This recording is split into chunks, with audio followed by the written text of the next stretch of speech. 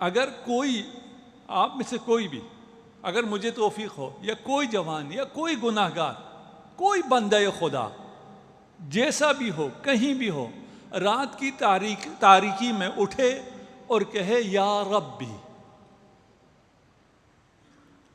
کوئی مشکل کام، صرف کہنا یا ربی، یہ تعلیمات صرف ہمارے پاس ہے، یہ اہل بیت صرف ہمارے پاس ہے۔ جواب کیا آتا ہے؟ لبیک یا عبدی۔ آپ نے یا ربی کہا ہے، صرف لبیک آپ نے نہیں کہا، رب کہے گا لبیک یا عبدی، یا عبادی الذین اسرفوا علی انفسہم، اے میرے بندو۔ جب خدا کے میرے بندو تو کون لگتا ہے کوئی اپنے اولیاء اللہ سے کہہ رہے، نہیں، اے میرے وہ بندو جنہوں نے گناہ کیا ہوا ہے، جنہوں نے اسراف کیا ہوا ہے، جو گناہ میں غرق ہیں۔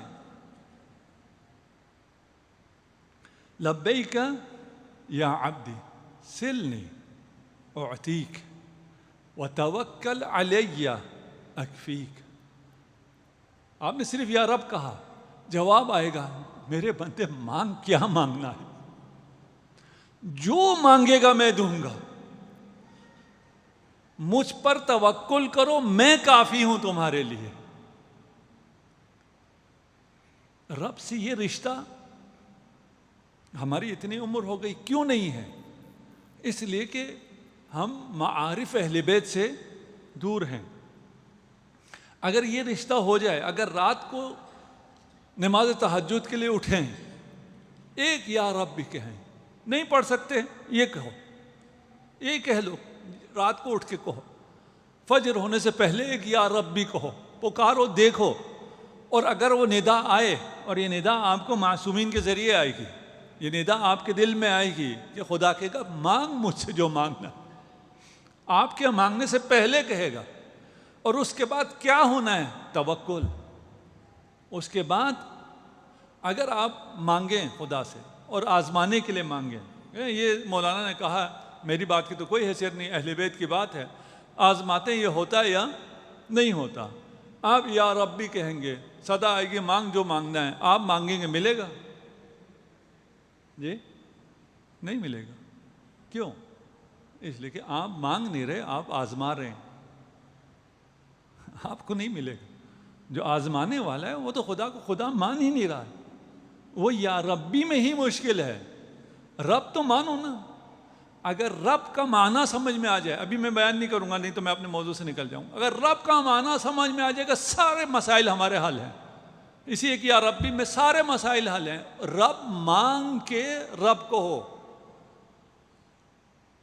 مانتے نہیں ہیں۔ قال، رسول خدا نے ارشاد فرمایا، قال اللہ سبحانہ، حدیث قدسی ہے، اذا علمت ان الغالب على عبدی الانشغال لی، خدا کہتا ہے جب مجھے کسی بندے کے بارے میں پتہ چل جائے کہ اس کی اکثر مصروفیت میرے بارے میں ہے، غالب اکثر، ہمیشہ کی بات نہیں کر رہے، انسان کے بس میں ہی نہیں ہے، اور یہ اکثر کے لیے کیا کرنا پڑتا ہے؟ ایک تسبیح، ذکر خدا، نماز کے وقت نماز، روزے کے وقت روزہ، کچھ بھی نہیں، کوئی مشکل کام نہیں ہے۔ یاد خدا، معصیت سامنے آئے تو اللہ کی یاد میں معصیت سے دور ہو جانا۔ جب بندہ ایسا ہو جائے، نقلت شہوتہ فی مسئلتی و مناجاتی، اتنا بڑا یہ انعام ہے کہ آپ اکثر خدا کو یاد کر لیں۔ انعام خدا کیا دے گا؟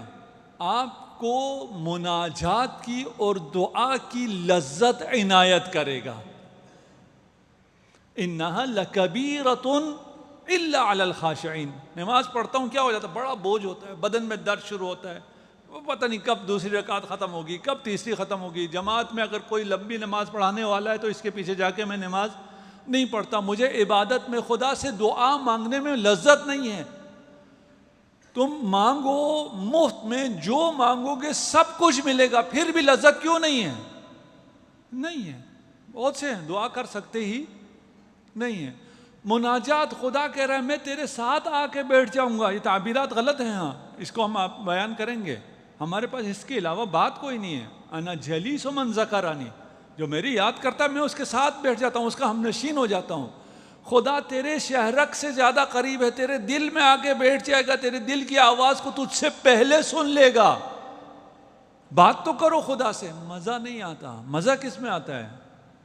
موبائل میں آتا ہے، فلموں میں آتا ہے، گانوں میں آتا ہے. اگر خدا کا ذکر بڑھا دو گے تو یہ اگلا کام خدا کرے گا، تمہاری لذتوں کو دعاؤں میں اور مناجات میں قرار دے گا. کتنا بڑا خزانہ ہے. وَكَانَ، اس سے آگے دیکھیں کہاں آپ کو پہنچا رہے ہیں. فَإِذَا كَانَ عَبْدِي كَذَلِكَ، اگر ایسے ہو جاؤ، اللہ کا ذکر کرو، اللہ کو یاد رکھو، باقی اپنی دنیا میں سارے جو کام کرنے سب کرو، اللہ مناجات کی لذت تمہیں عنایت فرمائے گا، اپنی دعا کی لذت عنایت فرمائے گا. جب ایسے ہو جاؤ. ایک حدیث میں نے 2-3 سال پہلے یہاں سنائی تھی، خلاصہ پیش کر دیتا ہوں. ایک عابد تھا، بہت عبادت کرتا تھا. اس نے کہا عبادت چھوڑ کے دیکھتے ہیں کیا کم ہو جائے گا. اللہ نے بہت نواز رکھا ہے، کم کیا ہوگا، دیکھ لیتا ہوں. عبادت کرنا اس نے چھوڑ دیا.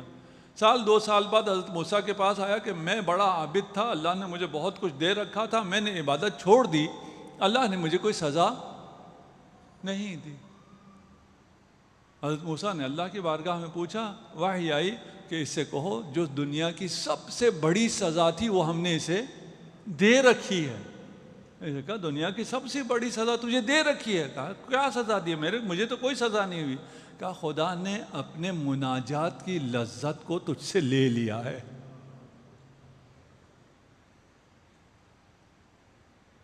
اگر ہمیں اللہ کی باتیں مزہ نہ دے رہی ہوں تو پھر مشکل ہے. اللہ کا ذکر کرو، باقی کام خدا کرے گا. کیا کروں، گناہ گار انسان ہوں میں، ذکر تو کرتا ہوں لیکن پھر گناہ اپنی طرف مجھے کھینچ لیتے ہیں. جوان، یہ دنیا میں بہت زیادہ ان جوانوں کے لیے بہت زیادہ مشکل ہے. آپ اپنے آپ سے، جو بزرگ بیٹھے ہیں، اپنے آپ سے ان کا قیاس نہ کریں. آپ کا دور اور تھا، میرا دور اور تھا، ان کا دور اور ہے. انہیں ہر طرف سے شیطان نے گھیر رکھا ہے. ان کی منزلت بھی ہم سے زیادہ ہے اگر یہ صالح ہو جائیں. کرنا کیا ہے؟ خدا کا ذکر. خدا لذت مناجات تمہیں عطا کرے گا. اذا کان کذالک فاراد ان یسہو، جوان ہونے کی وجہ سے برائی کی طرف جانا چاہے گا، خطا کی طرف جانا چاہے گا. حلت بینہ و بین السہو، میں اس کے اور اس کے گناہ کے درمیان آ جاؤں گا. میں نے کچھ بھی نہیں کرنا، میرا اس کریم اللہ سے تعلق ہے. میں نے صرف اسے تھوڑا سا یاد کرنا ہے، میں نے تھوڑا اس کا ذکر کرنا ہے، باقی سب اس نے کرنا ہے.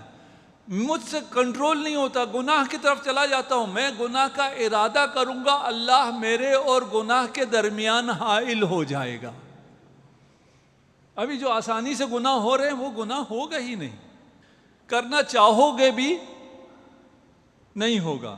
اولئک الذین اذا اردت ان اہلک، جب کسی گاؤں پر، کسی شہر پر میں عذاب نازل کرنا چاہوں ان گناہوں کی وجہ سے، ان کی وجہ سے جو میرا ذکر کرتے ہیں، ان کی وجہ سے میں اس علاقے پر عذاب نہیں کرتا. صلوات پڑھ دیجئے محمد و آل محمد.